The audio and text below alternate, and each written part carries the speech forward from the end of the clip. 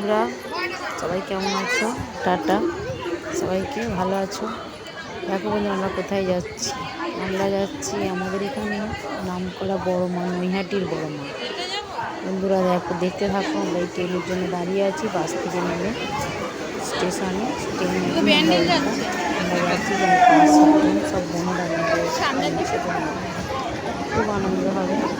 তারপর ট্রেন থেকে নেমে বন্ধুরা লঞ্চে যাব। গঙ্গা পার হতে হয়। এই যে লঞ্চে উঠে পড়েছি আমরা। দেখতে থাকো, তোমাদের সঙ্গে একটু শেয়ার করলাম বন্ধুরা। দেখো একটু শটে। আর এই যাচ্ছি নৈহাটির বড় মার কাছে। এই গঙ্গাটা দেখো কি সুন্দর জলটা না।